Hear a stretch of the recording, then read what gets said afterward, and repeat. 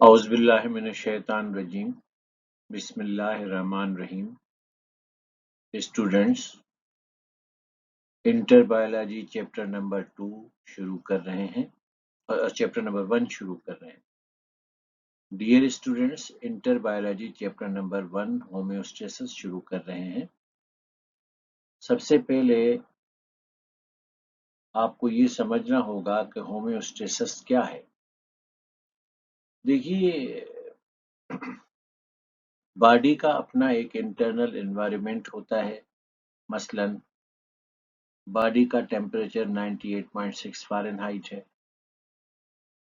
मसलन सेल्स के अंदर पानी 70 to 90% है। मसलन ये तय है कि इंसान 1 मिनट में कितनी बार सांस लेगा।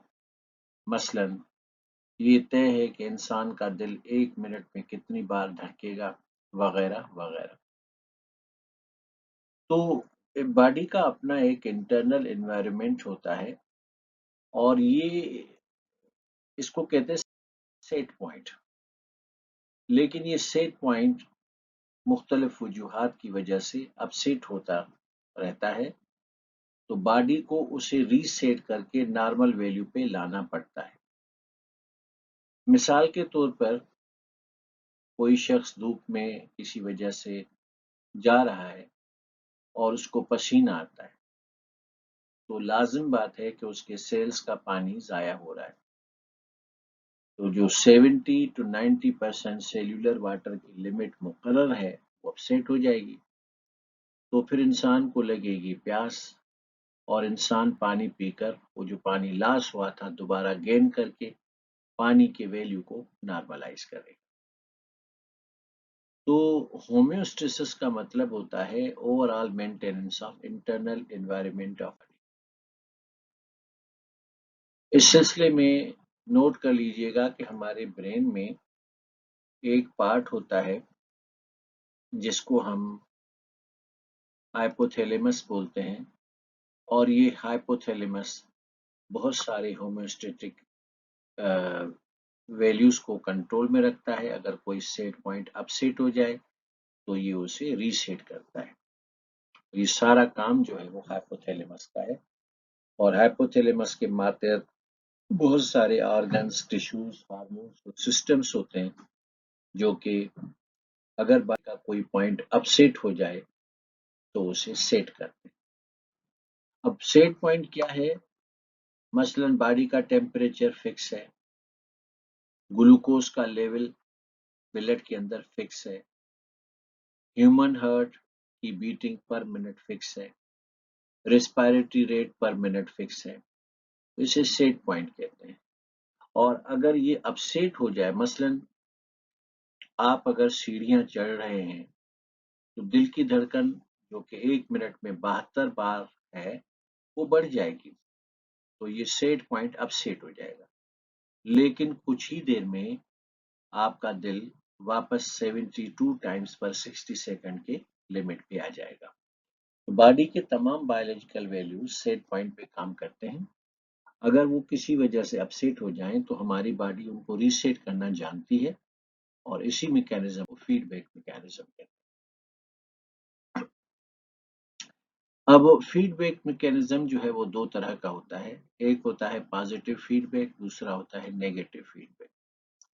फर्ज कीजिए कि आपके बॉडी में ग्लूकोज जो है पर 100 ml ग्लूकोज है 90 मिलीग्राम, और आपने कहीं दावत वगैरह में खाना खाया, बोतलें पी, मीठी डिशेस खाई, तो ऑफ कोर्स ग्लूकोज की लेवल ब्लड में बढ़ेगी। अगर ग्लूकोज की लेवल ब्लड में हाई हो जाए तो इंसुलिन उसे नॉर्मलाइज कर देता है, क्योंकि इंसुलिन हार्मोन क्या करता है, ब्लड में बढ़ते हुए ग्लूकोज को कन्वर्ट करता है ग्लाइकोजन में, और वो ग्लाइकोजन जो है वो फिर बॉडी में स्टोर होता है। तो ग्लूकोज की बढ़ती हुई मिकदार को इंसुलिन घटा के ग्लाइकोजन में स्टोर कर लेता है। इसी तरह से अगर आप रोजे से हैं और आपकी बॉडी के अंदर ग्लूकोज की लेवल लो होने जा रही है, तो यही इंसुलिन ग्लूकागॉन हार्मोन बनाएगा, जो क्या करेगा कि जो ग्लाइकोजन स्टोर है ये उसको हाइड्रोलाइज करके ग्लूकोज में ले आएगा। तो आप अगर ग्लूकोज बढ़ा रहे हैं, इंसुलिन उसे घटा रहा है, और आप अगर ग्लूकोज घटा रहे हैं तो ग्लूकागोन उसे बढ़ा रहा है। यानी आपकी बॉडी जानती है कि अगर कोई सेट पॉइंट अपसेट हो गया तो उसे कैसे रीसेट करें। पॉजिटिव फीडबैक नेगेटिव फीडबैक से यूं मुख्तलिफ है कि आपकी बॉडी के खिलाफ जो सिस्टम काम करे वो नेगेटिव फीडबैक है। मसलन आपने ग्लूकोज बढ़ाया, बॉडी ने घटा दिया, और आपने ग्लूकोज घटाया, बॉडी ने बढ़ा दिया। लेकिन बायोलॉजिकल वैल्यूज को मुसलसल सपोर्ट करना और बढ़ाना, ये पॉजिटिव फीडबैक। ऑस्मो रेगुलेशन क्या है? आप जानते हैं कि हमारे सेल्स में भी पानी है और हम पानी पीते भी हैं। अच्छा, कुछ जानदार फ्रेश वाटर में रहते हैं, वो भी पानी पीते हैं। कुछ जानदार मेराइन वाटर में रहते हैं, वो भी पानी पीते हैं। आप भी पानी पीते हैं, हम भी पानी पीते हैं, और बाज सादा सा पानी पीते हैं, बाज मिनरल वाटर पीते हैं। तो ये ऑस्मो रेगुलेशन है क्या? स्टूडेंट्स, हमारे बॉडी में 3 किस्म की फ्लूइड्स हैं: ब्लड, लिम्फ एंड वाटर। अब अगर आप ब्लड को ले लें तो इसकी क्वांटिटी भी फिक्स है और उसकी क्वालिटी भी फिक्स है। मतलब ये फिक्स है कि ह्यूमन बॉडी में कितनी मिकदार में ब्लड होगा, और अगर ब्लड उतनी मिकदार में होगा तो उसमें आरबीसी कितने होंगे, डब्ल्यूबीसी कितने होंगे, प्लेटलेट्स कितने होंगे, लिम्फ कितना होगा, ये सब पहले से तय है। सेल्स में अगर पानी है तो 70 to 90% होगा, और उस पानी में 10% to 20% प्रोटीन्स होंगी और 1% साल्स होंगे। ये भी सब कुछ तय है। तो इंसान या जानवर अपने बॉडी के फ्लूइड्स को जब क्वालिटेटिवली और क्वांटिटेटिवली मेंटेन रखता है तो इस प्रोसेस को ऑस्मो रेगुलेशन कहते हैं। इसकी मिसाल मैं दूंगा। अगर आपके दरवाजे पे दूध वाला 1 लीटर दूध दे जाता है, आप नापते हैं, वो दूध नाप में 1 लीटर ही है, लेकिन चेक करने के बाद पता चलता है कि दूध क्वांटिटी में तो 1 लीटर है, लेकिन इसके अंदर पानी मिला हुआ है, तो उसकी क्वालिटी ठीक नहीं हुई। तो हमारा जिस्म जानता है कि बॉडी के अंदर जो तीनों फ्लूइड्स हैं उसकी क्वालिटी और उसकी क्वांटिटी को कैसे मेंटेन रखना है। ये मेंटेनेंस ऑस्मो रेगुलेशन कहते हैं। तो अगर कोई एनिमल ऐसे एक्वेटिक एटमॉस्फेयर में रहता है जहां पानी में नमकियात की मिकदार सेल के मुकाबले में कम है, तो वो जानवर हाइपोटोनिक सॉल्यूशन में रह रहा है।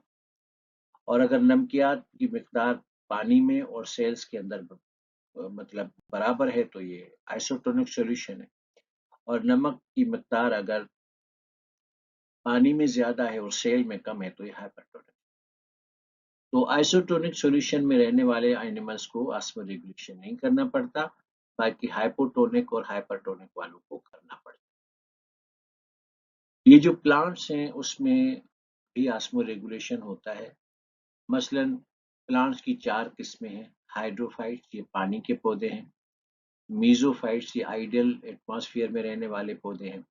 हेलोफाइट्स, ये सेम और थोर के इलाके में रहने वाले पौधे हैं।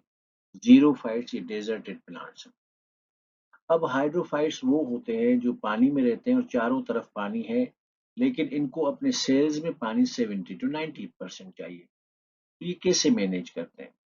और जीरोफाइट्स ऐसे होते हैं जो डेजर्ट में रहते हैं जहाँ पानी की किल्लत है, लेकिन इनके सेल्स में पानी 70 to 90% होता है। ये कैसे मैनेज करते हैं, आइए इसको देखें। हाइड्रोफाइट प्लांट्स में वाटर लिली और लोटस आ जाते हैं, और चारों तरफ से पानी इनके सेल्स में आ जाता है। तो फिर ये उस पानी को ज़ाया करने के लिए अपने बड़े-बड़े लीफ में जो स्टोमेटा बनाते हैं, वो बड़े भी होते हैं और तादाद में भी ज़्यादा होते हैं। तो अगर लोटस और वाटर लिली के बदन में पानी आ गया, तो पानी आ जाएगा लीफ में, और लीफ में आम पौधों के लीफ के मुकाबले में एक्वेटिक प्लांट के जो लीफ है उसमें स्टोमेटा बड़े भी होते हैं और ज़्यादा भी होते हैं, तो ज़्यादा स्टोमेटा से ये पानी भा देंगे।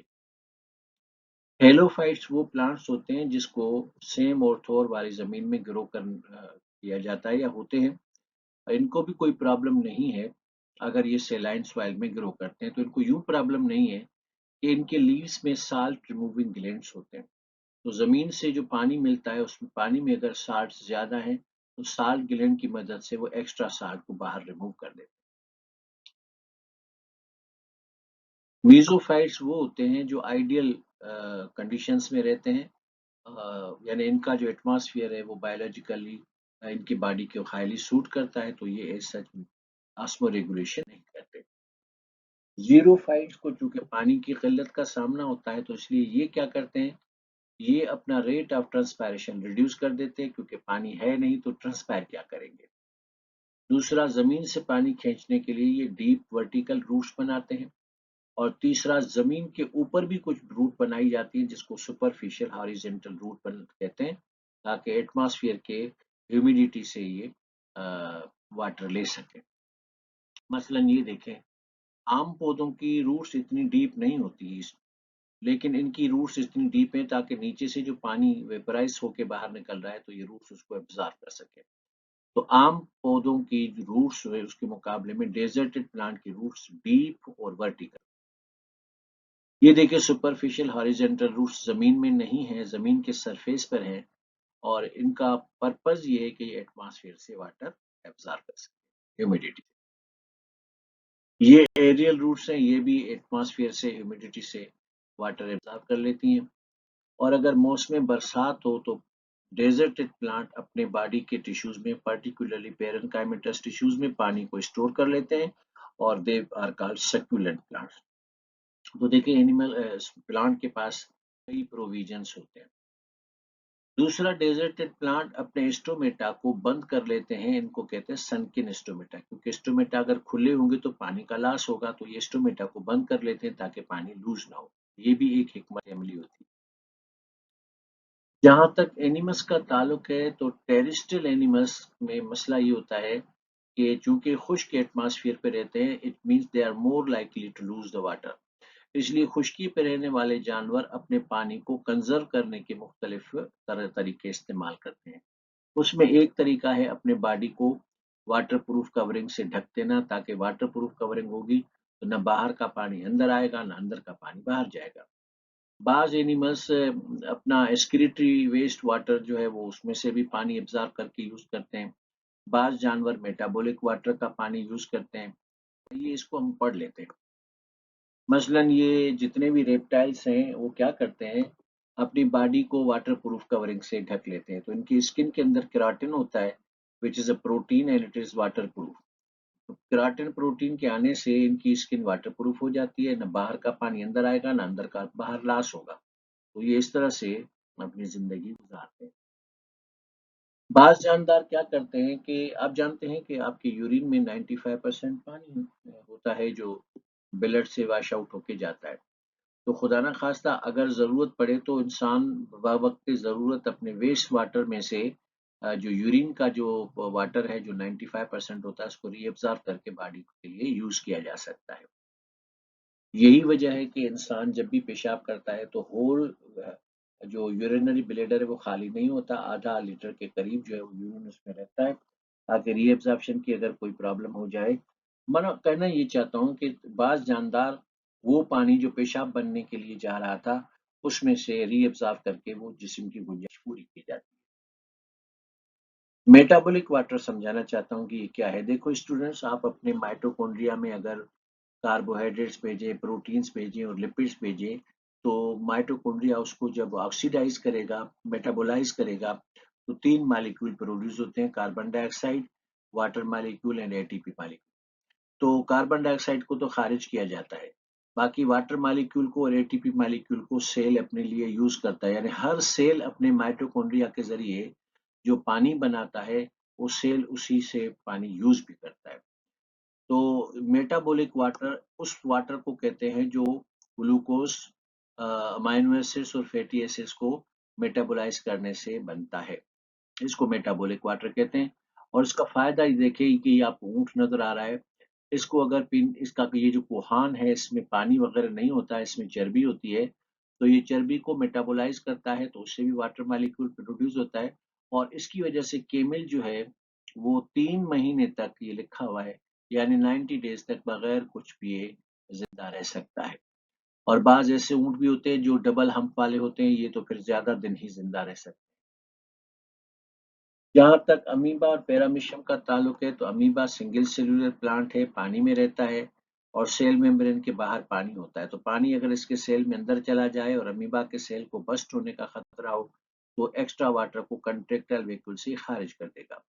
ये पैरामीशियम के पास भी अगर एक्स्ट्रा वाटर आ जाए तो ये भी अपने कंट्रेक्टाइल वेहिकल से खारिज कर देगा। ये जो दोनों जानदार एक्स्ट्रा वाटर को कंट्रेक्टाइल वेहिकल से खारिज कर देते हैं। स्टूडेंट्स, फ्रेश वाटर फिशेस पानी में रहती हैं और इन्हें पसीना भी नहीं आता, तो उसूलन इन्हें पानी प्यास नहीं लगती तो पीना नहीं चाहिए। लेकिन होता ये है कि मछलियों की मजबूरी है कि वो पानी पिए। उसकी वजह ये है कि मछलियाँ जो ग़िज़ाएँ खाती हैं, उस ग़िज़ाओं में से एंड प्रोडक्ट के तौर पर बन जाता है अमोनिया, और अमोनिया एक हाइली टॉक्सिक सब्सटेंस है। मछलियों की मजबूरी ये है कि वो पानी पिएँ और जो अमोनिया पैदा हुआ है उसको पानी में मिलाकर डाइल्यूटेड यूरिन बनाकर वो निकाल दें। तो वो पानी इसलिए नहीं पीती क्योंकि उनको प्यास लगती है, वो पानी इसलिए पीती हैं क्योंकि उनके बॉडी में जो वेस्ट प्रोडक्ट बना है अमोनिया का, पानी को उससे मिक्स करके वो डाइल्यूटेड यूरिन बनाकर वो खारिज करते हैं।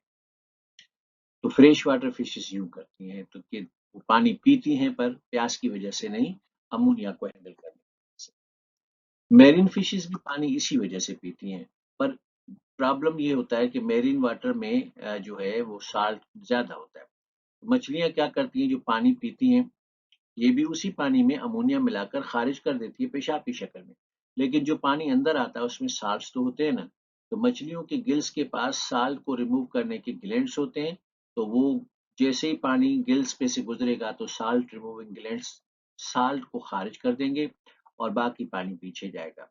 और अगर उस पानी में खुदा ना खास्ता अब भी कुछ साल्ट रह गए हैं, तो रेक्टल ग्लैंड्स होते हैं इस एरिया पे, जहाँ वो साल्ट को रेक्टल ग्लैंड की मदद से भी खारिज करते हैं। तो मैरीन वाटर फिशेस में अमोनिया को डाइल्यूट करने के लिए पानी पिया जाता है। अमोनिया डाइल्यूट होकर निकल जाता है पेशाब की शक्ल में। लेकिन जो पानी पिया जाए वो काफी साल्टिश होता है। तो उसको साफ करने के लिए एक तो खिदमात ली जाती हैं गिल ग्लैंड्स की, और दूसरी खिदमात ली जाती हैं रेक्टल ग्लैंड्स की। स्टूडेंट्स, कुछ जानवर ऐसे भी होते हैं जिसको आप आइसो कन्फर्मर्स कहते हैं। ये आइसोटोनिक एटमॉस्फेयर में रहते हैं और इन्हें किसी किस्म की ऑस्मोरेगुलेशन करने की जरूरत पेश नहीं आती। आज के लिए इतना ही। कल हम एक्सक्रीशन से ऑनवर्ड पढ़ेंगे। मैं वाज़ेह करता चलूँ कि आपका चूँकि टेस्ट अनाउंस हो चुका है, इसलिए मुझे मजबूरन थोड़ा तेज़ भी पढ़ाना पड़ेगा और ज़्यादा टॉपिक्स कवर करने पड़ेंगे। कुछ चैप्टर्स में फिज़िकली पढ़ाऊँगा और कुछ चैप्टर्स आपको ऑनलाइन दिए जाएँगे ताकि आपकी हेल्प हो सके। मेहनत कीजिए, रिवार्ड मेरा रब देता है। अल्लाह हाफ़िज़।